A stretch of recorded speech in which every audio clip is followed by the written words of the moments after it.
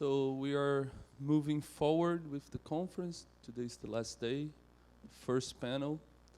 And I have the pleasure to introduce Ernst Eberlein to talk about multiple curve Lévy forward price model, allowing for negative interest rates. Thank you. Yes, I can. It's on. So, okay, it works, the micro? Yeah, it's a very, very great pleasure to be back in Brazil. I have been here as a postdoc for 1 year, and each time the plane goes down over Rio, it's muito saudade.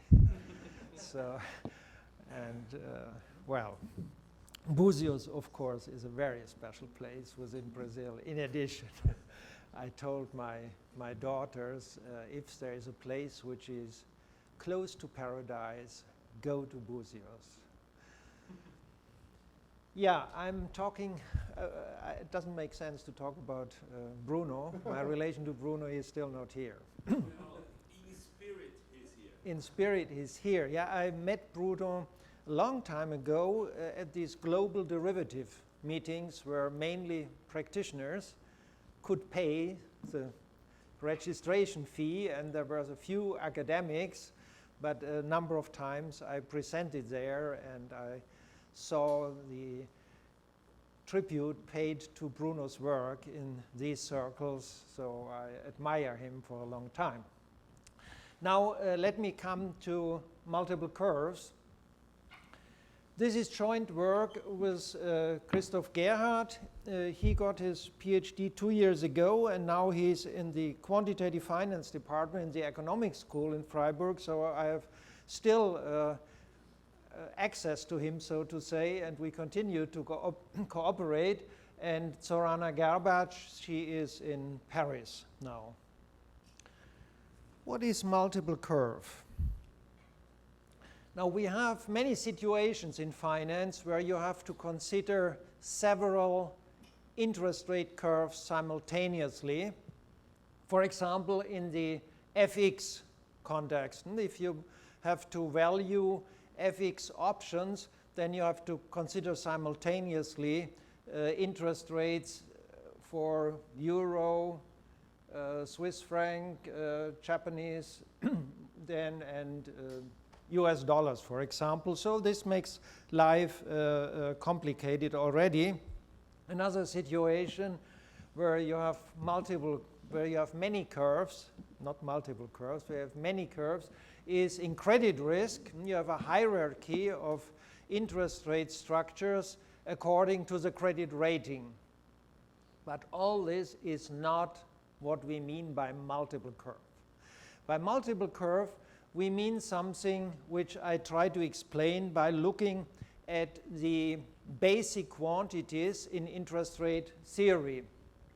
So we have this famous default-free zero coupon bond, which is an asset which gives you 1 unit for sure at maturity, and it has a certain lifetime. And closely related with this is the instantaneous forward rate. Here is the relation between the two, and if you want to model based on one of these quantities, it doesn't matter which one you start with because they can be transformed into each other easily due to this relation. And at the same time, of course, then you get the forward rate as the diagonal of the instantaneous forward rate, and the short rate, I mean. And it was actually the famous Heath-Cherrow-Morton approach which made this so popular. But despite its popularity, it's not the rate which you can observe in the market. What you can observe in the market are the LIBOR rates. This is a forward rate, the rate from time capital T in the future to T plus delta. Delta, for example, 3 months or six months. And this is really quoted in the market, and it is related in a risk-free world to the zero coupon bond due to this relation. And what you see here in this relation is the quotient between two bond prices, two discount factors. In other words, and you can define this for any two maturities, T and U, and this is nothing but the forward price. And then we have this, what some people call the master equation, which relates these quantities. So we have a choice here in interest rate theory. What do you consider to be the basic thing for which we define the dynamics and start the analysis, and what is derived from then? And in some papers it's not so clear. You should always clarify, what do I consider to be the basic quantity, and the other ones then are connected due to this relation. And now we come to multiple curve. This relation ceased to be valid due to the crisis. It's no longer true. Actually, you can date the beginning of the crisis by this fact that this relation broke down. Now let's look at this picture here. You might have seen this before. Here we are in 2005, 2006. Here you have the LIBOR rates according to certain tenors, 1 month, 3 months, 6 months. I put here the various tenor structures. And what happened at the end of July 2007, these departed from each other. They showed spreads. And this whole fever chart culminated September 15th, 2008, when Lehman Brothers collapsed. So it's not the case that the crisis, and you could read this recently in articles 10 years after the financial crisis, that the crisis started with the collapse of Lehman Brothers. No, the crisis started more than 1 year earlier, end of July, first days of August in 2007, when the market realized that they need a new perception of risk. The spreads which showed up here, this is a spread between the EONIA, the overnight rate, which is closest to be risk-free, and the various tenors, 1, 3, 6, 9, 12 months. The market realized that the LIBOR is no longer a risk-free rate. It's the interbank. By the way, I use always the word LIBOR here as a generic expression for IBOR, interbank offered rate.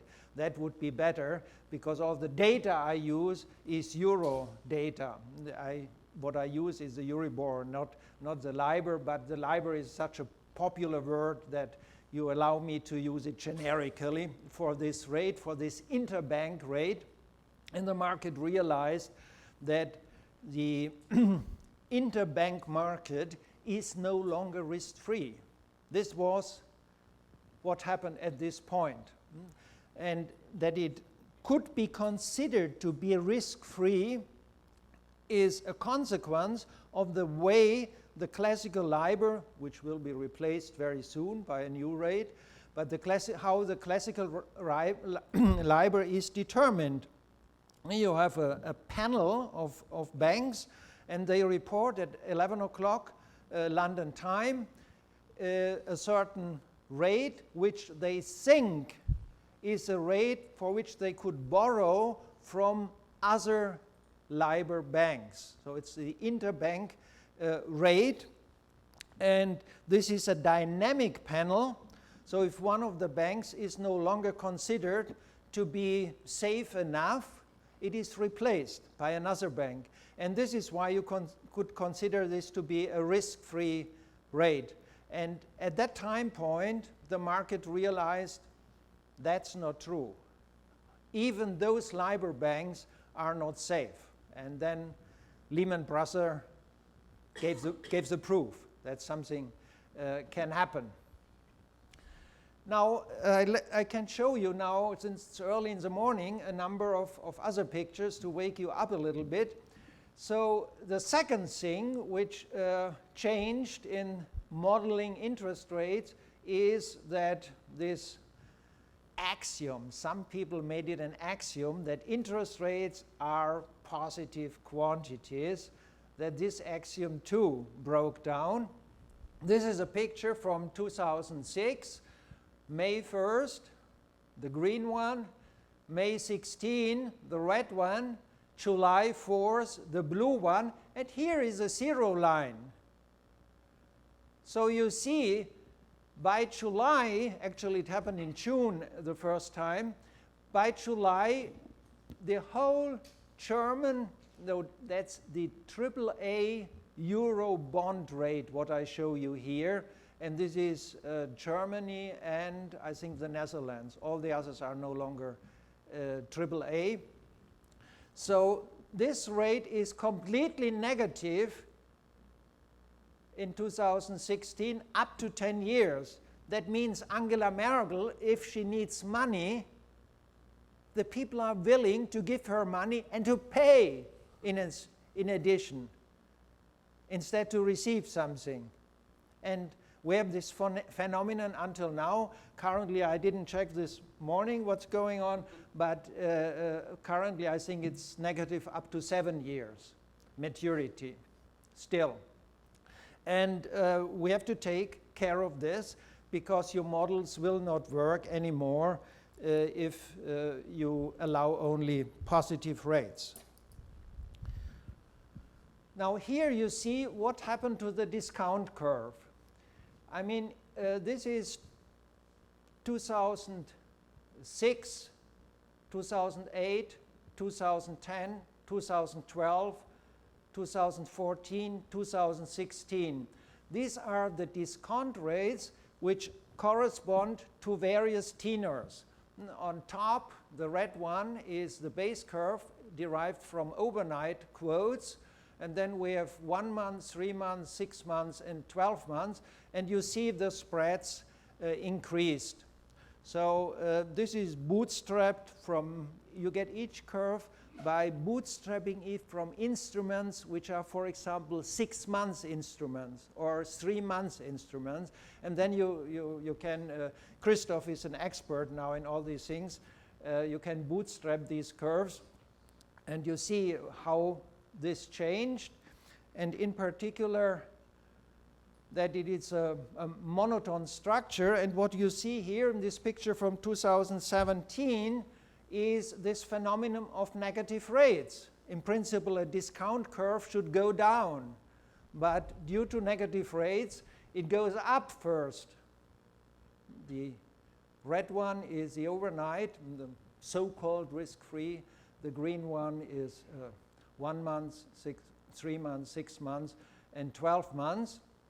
And these two things have to be modeled, the negative rates as well as the spreads according to the tenor. Maybe I should explain it to those people who are not familiar with it a little bit more. Why did this spread show up? Now, if you are in a totally risk-free world, which means there is no credit risk and in particular no liquidity risk either. The crisis was essentially a liquidity crisis, not a credit crisis. So what happens if you are in a risk-free world? It doesn't matter if you invest your money for 3 months, you reinvest it for 3 months, you reinvested it again, or to invest it immediately for 6 months. Actually, this is 1 month, this is 3 months, and this is 6 months. In such a world, it doesn't matter. But as soon there is some liquidity and some credit risk in the market, it makes a difference, because here, after 1 month, you can decide, do I reinvest at the same bank or not? Whereas here, you are no longer free to do it. So this represents a higher risk, and the 6 months represents an even higher risk. This possibility to make a new decision is pure money.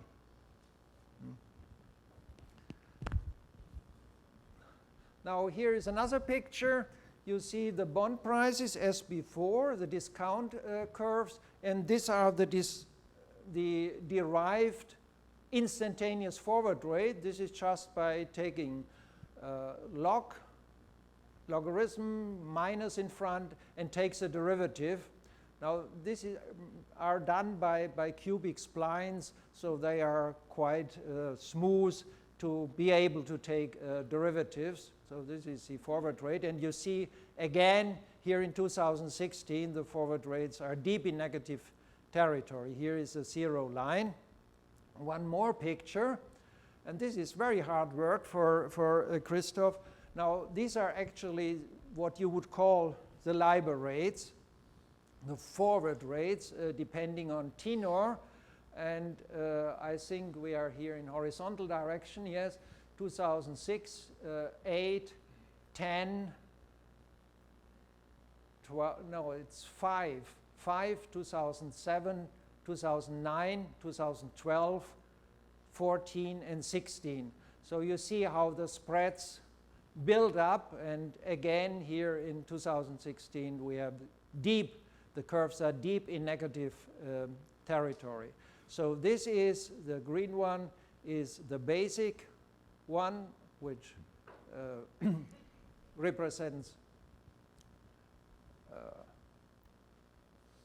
well, what do we have? No, here we have the basic one, we have the 3 months and the 6 months curve in this picture. Now, of course, this changed the interest rate markets in a fundamental way, and people started immediately to work on this. And the first papers were very simple approaches, short rate models, and deterministic spreads.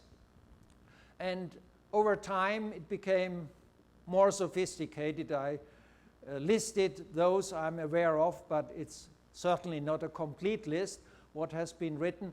If you are interested in this topic, it's easily explained in this book by Zorana together with Wolfgang Rungalier. That's a Springer book, but it explains the whole change in an easy to grasp way. Now Stefan, who will talk later, was also very active in this area. So the models became more sophisticated. I will briefly mention that in a minute. Now, what do we use at driving processes?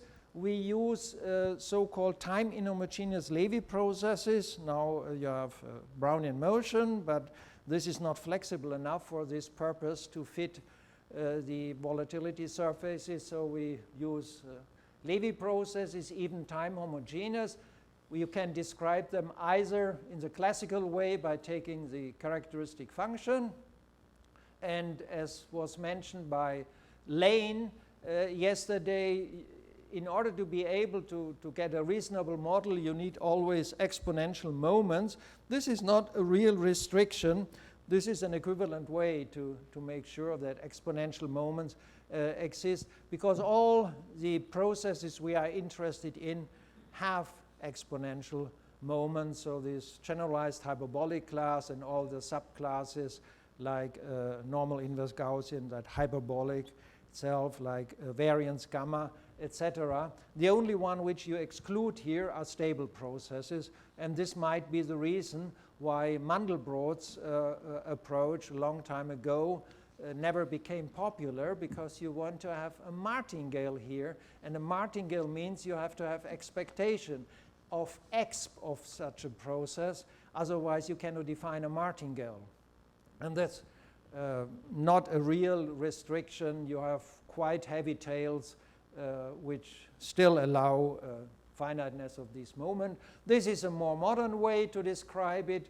So you can decompose these processes into a drift part, a Gaussian part, and a pure chum part. These are the compensated chums. So you see, we don't need here the fourth member of this canonical representation of semi-martingales, because we have the moment, and this means we have a special semi-martingale. We do not have to split off the big chums. This can be put into the drift term. It can be merged And if you are familiar with Shagot and Chiaev, then they call this PIIAC. That's this class. Here is a simulation of a generalized hyperbolic Lévy motion. So it's a pure jump process in all the implementations. We don't need the Gaussian part. This is just to keep the number of parameters as small as possible.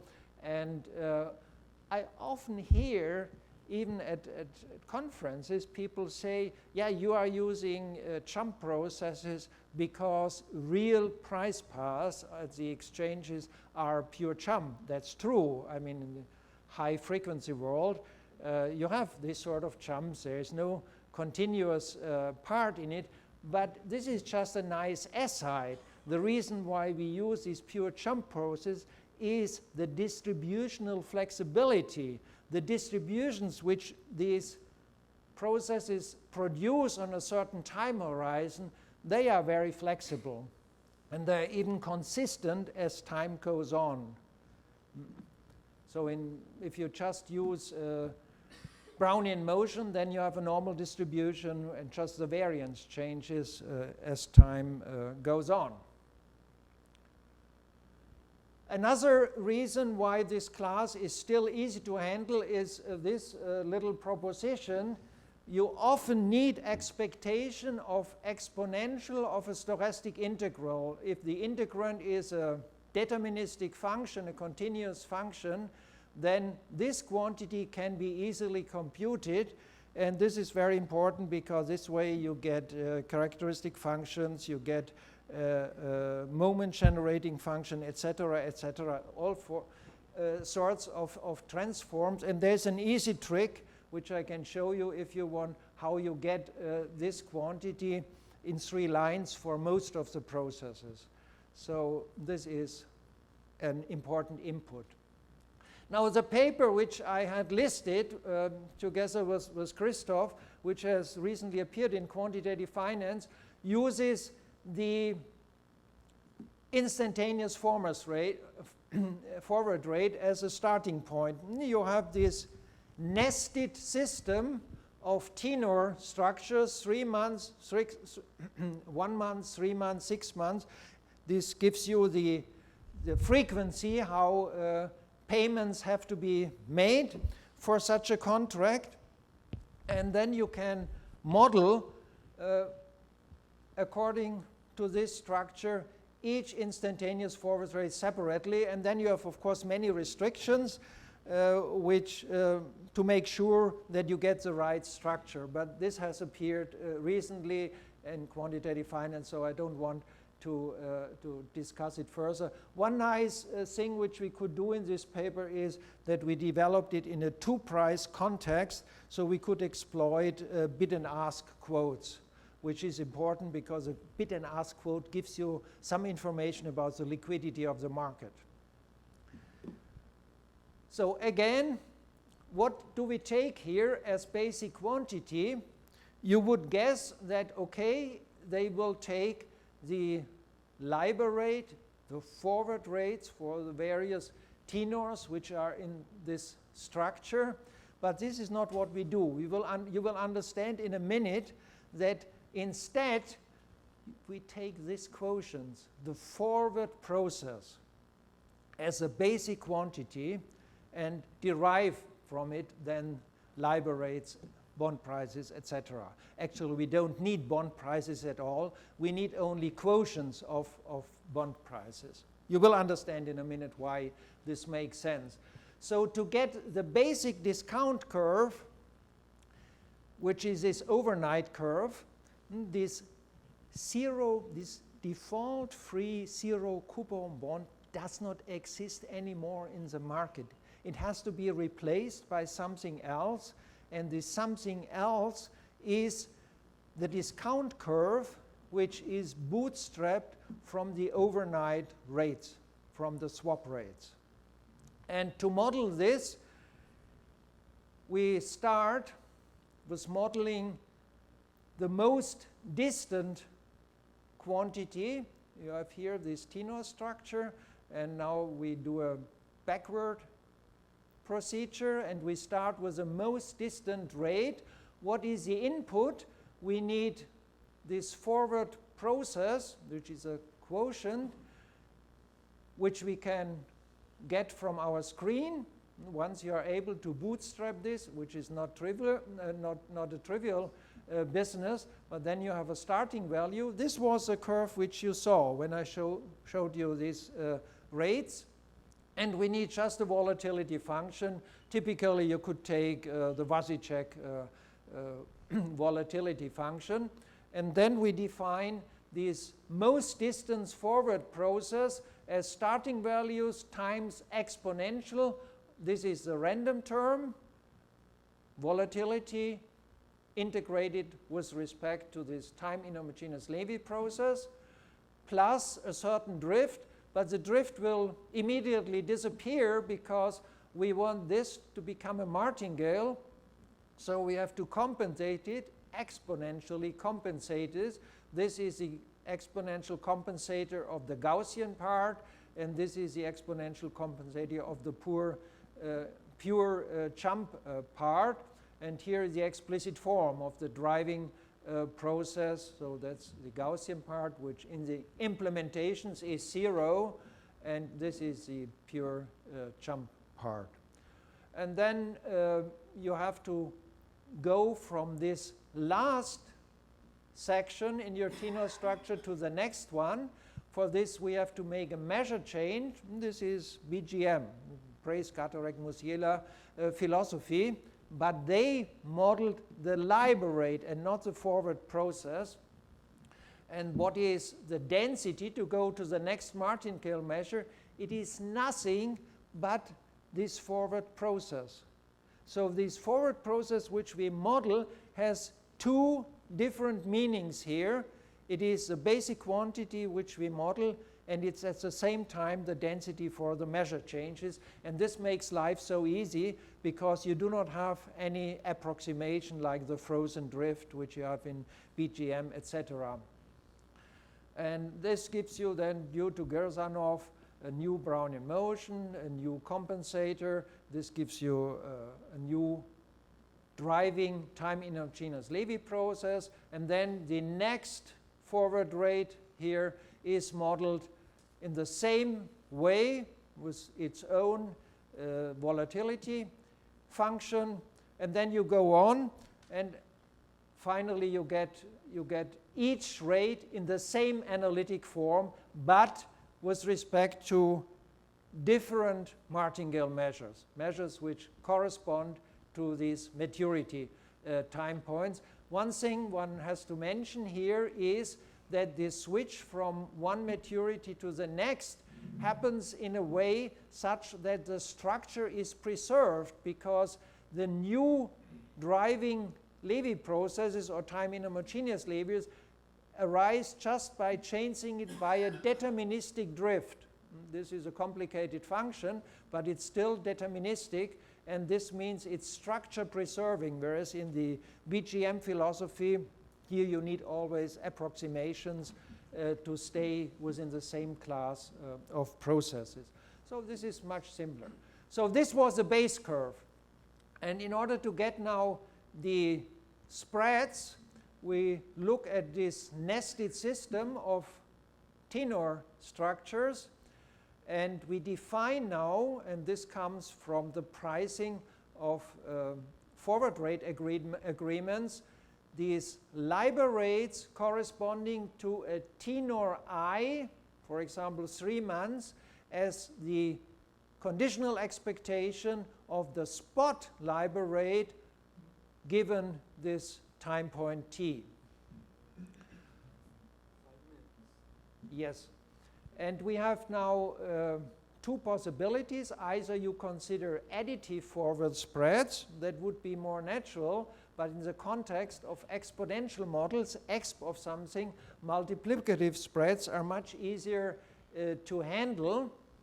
So here you have the spread between this quotient of two bond prices, that's 1 plus delta I, Li, over the forward process corresponding to the basic structure.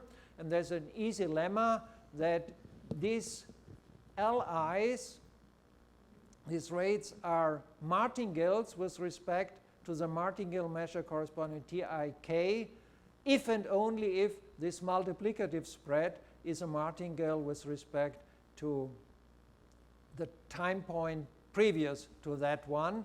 And this gives you the way how you have to proceed, because this is by definition such a martingale. So we have to define this spread such that it becomes a martingale with respect to this forward measure.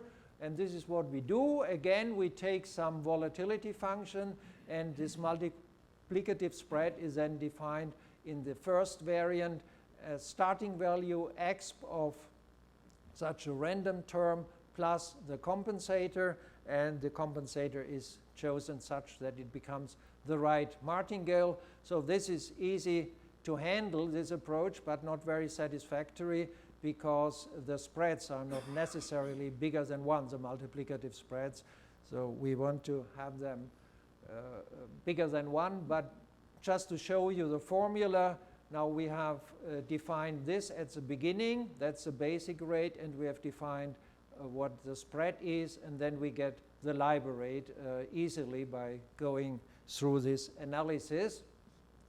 Now, what is a better approach, but it's not much more complicated, is you force it to become monotone.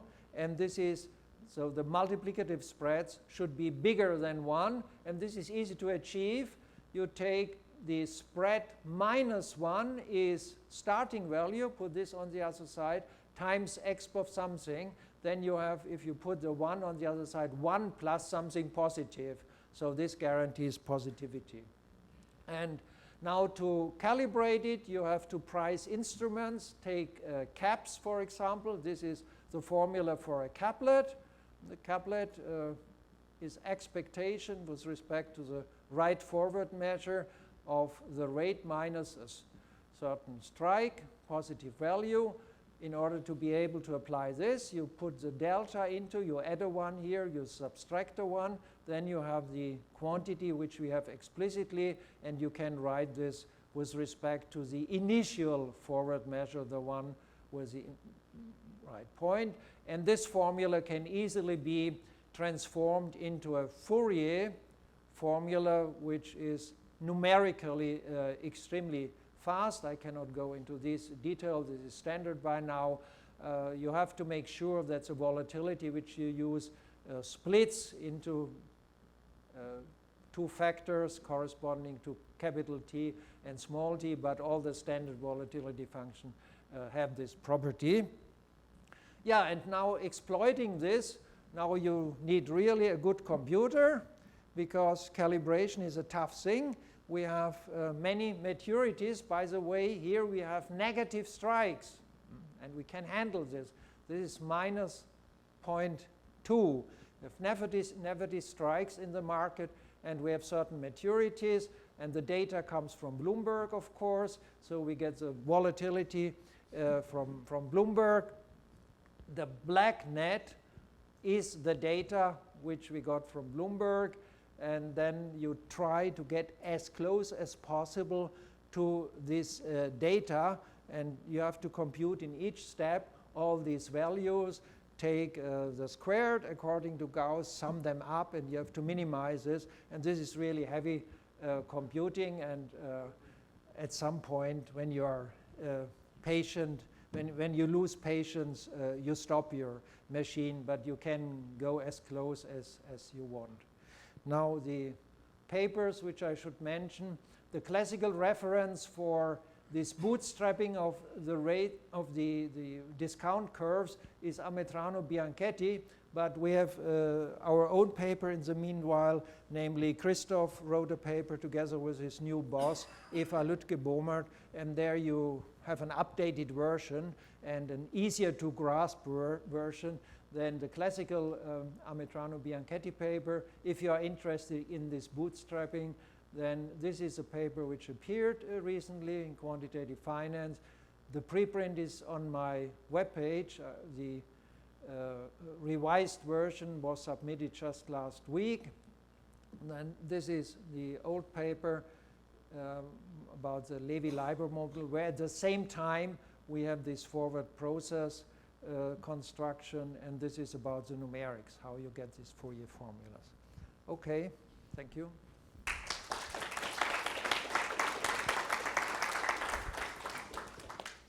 So we are moving forward for the next speaker, and we postpone the questions to the end of the panel.